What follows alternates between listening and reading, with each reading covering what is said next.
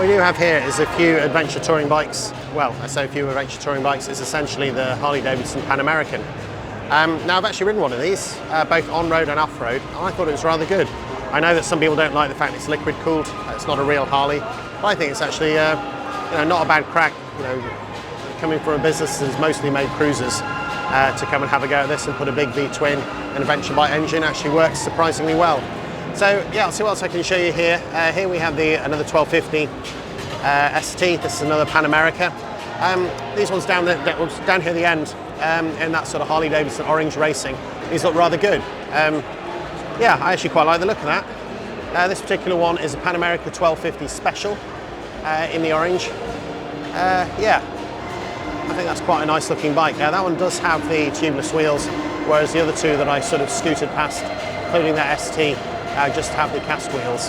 What I'm now going to do is just see if I can have a quick run round the rest of the stand and show you as many bikes as I can. So first up, we have a Lowrider S in blue, and then here we have the Lowrider ST. I'm guessing that's sports tourer. I know they never look particularly sporty, but this one, yeah, I can see that. That's certainly a bit sleeker than some of the larger bikes they have here, but blimey, that is a lot of chrome to clean.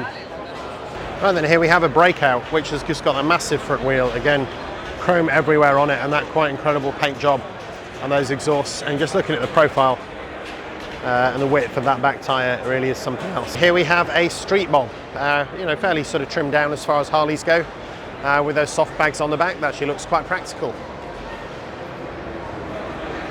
Here we have a Harley Fat Boy, that massive front fork, that massive turned solid front wheel.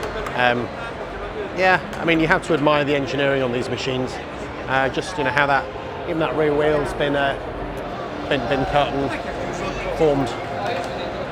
Let's give you a look up and over the bike. I mean, there really are. I'm sure there's technology somewhere on the inside, but certainly the dash is as basic as they come.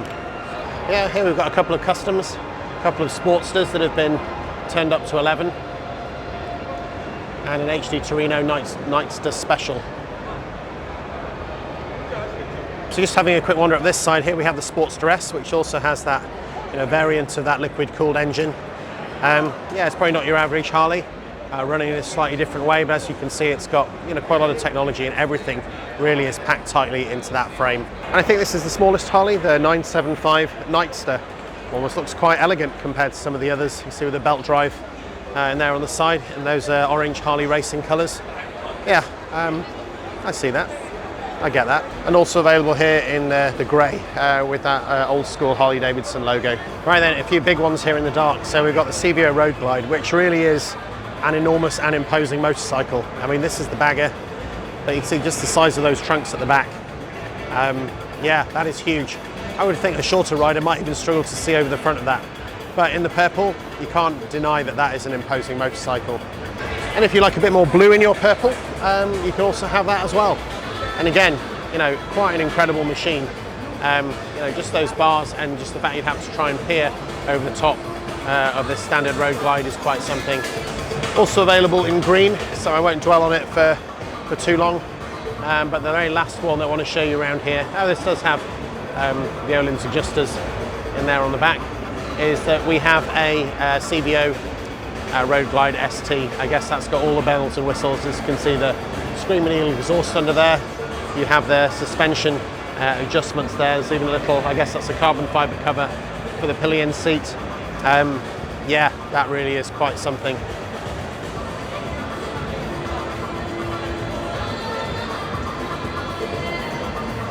A couple of sports customs up here, which I think are part of the King of the Baggers Championship. So these aren't production bikes, of course, but they have been tuned up quite extensively to be racing Harleys.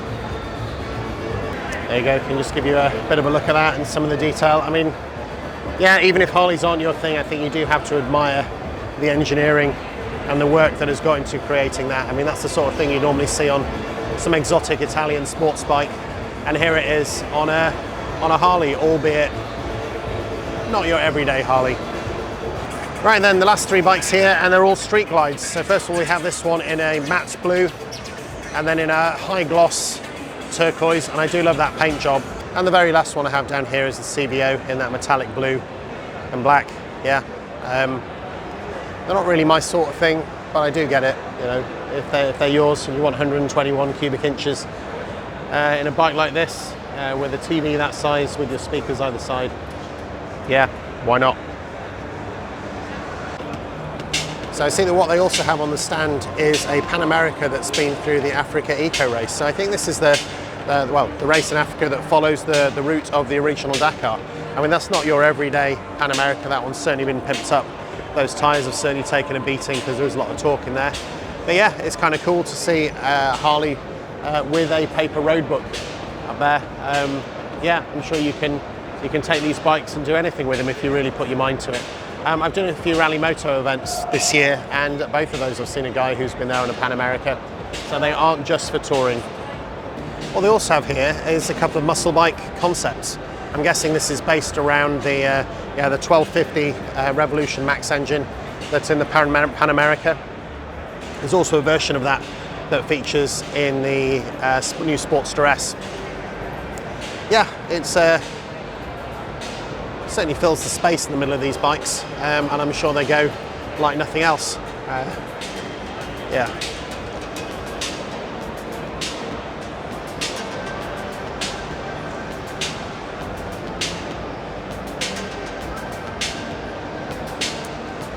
Love seeing that from the Africa Eco Race. So just the modifications on the Motos Rally off-road, front and rear tyres. Love it.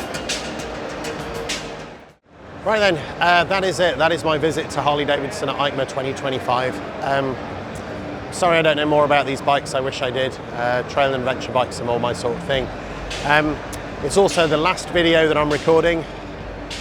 It's been a very long couple of days. It's almost 7 o'clock here on Wednesday evening. I don't know how many I've done, somewhere between 40 and 50 I think. So now it's back to the hotel to do some editing, and yeah, we'll see how they come out.